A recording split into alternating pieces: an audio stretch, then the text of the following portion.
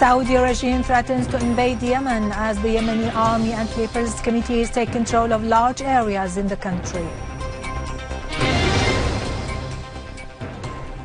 Dozens of terrorists killed and wounded in the countrysides of Aleppo, Idleb, Hama, Homs and Daraa.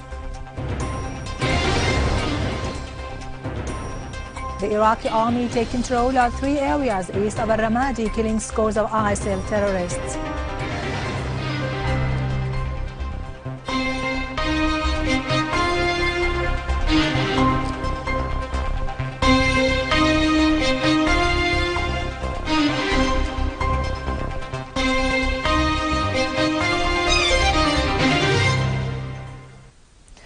Good afternoon, ladies and gentlemen. This is Yerado Krikorian with the news in English.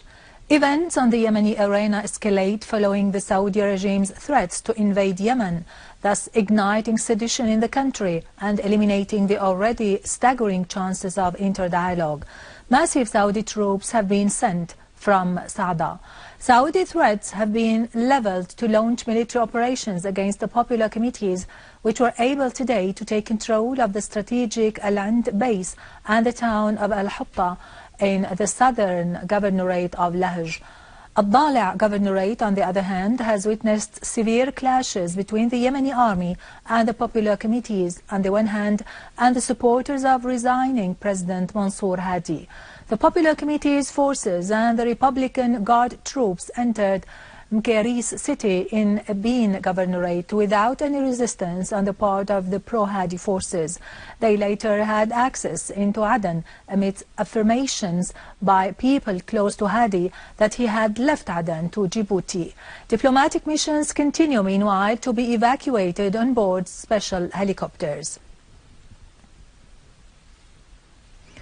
During his meeting with the Belgian parliamentary delegation headed by member of the Belgian Federal Parliament, Philippe de Winter, Deputy Prime Minister, Foreign and Expatriates Minister Walid al-Muallim discussed with the members of the delegation this morning the relations between Syria and the Western countries, which have realized the reality of what is happening in Syria and the role of some Arab, regional and Western governments in supporting terrorism through various methods like funding, training and smuggling terrorists into Syria, a scheme that targets Syria and its people.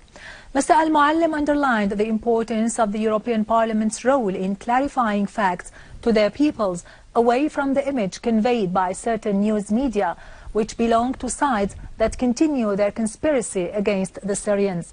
He affirmed that Syria will go ahead in combating the Takfiri criminal terrorism, which requires international cooperation to be fought and eliminated. Mr. Al-Muallim also pointed that the unjust unilateral sanctions target the very means of livelihood of the Syrian people.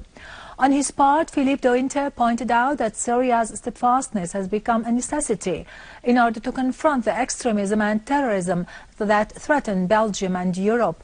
He also underlined the need of cooperation to find this plight, affirming his own resolve and that of his colleagues to clarify the truth about the situation in Syria and the suffering of its people as a result of the sanctions that target Syria and its glorious civilization.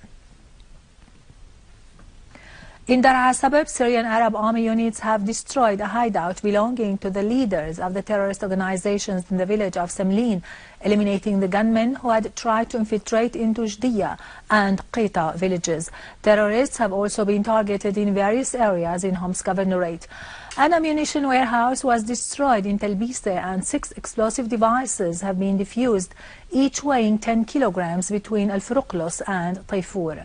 Several armed men have meanwhile been killed or wounded in Aydun, Abu Hanaya and Totah in Hama suburb. The Syrian Arab Army also hit terrorist gatherings in Al-Sakhur, Sheikh Saeed Al-Sha'ar and Hayyan in Aleppo city and countryside. In Idleb countryside, a number of terrorists have been eliminated in Kafar Jalis, Arab Saeed and Tal Al-As. The Syrian Arab Army also foiled an attempt by terrorists to attack military barricades. The governor of Idlib, Dr. Khairuddin al-Sayyid, has affirmed the terrorists' failure to cross the city, pointing out that heavy losses have been inflicted on the terrorists.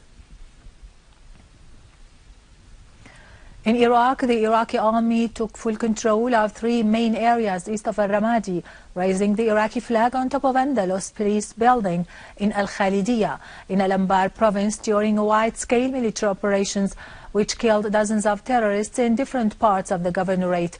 Within the same context, 9 terrorists were killed when Iraqi fighter jets shelled ISIL positions west of Al-Anbar province.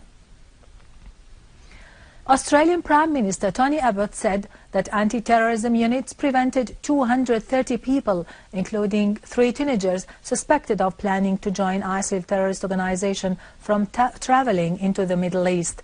At least 38,000 passengers were interrogated since the beginning of coordination with anti-terrorism units and 8 Australian airports banning as a result 230 people from traveling as they were intending to join ISIL terrorist groups in Syria and Iraq. In occupied Palestine, Israeli occupation troops arrested 9 Palestinians in Tulkarm and Jenin in the West Bank. In occupied Jerusalem, occupation troops broke in the town of Sorif, northeast of Hebron, and the villages of Beit Awa and Beit Amer, sending military patrols into the streets of the towns. Meanwhile, Zionist settlers under the protection of Israeli soldiers broke into Al-Aqsa Mosque, preventing Palestinians from performing their prayers.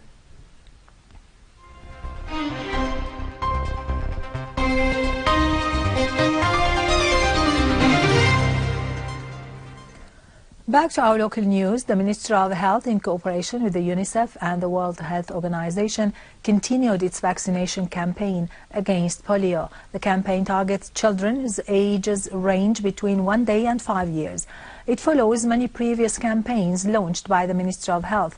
Minister of Health Dr. Nizar Yazji asserted that the results of this campaign have reached unprecedented percentage of more than 100%, a thing that reflects the Syrian citizens' awareness of the importance of protecting their children against polio.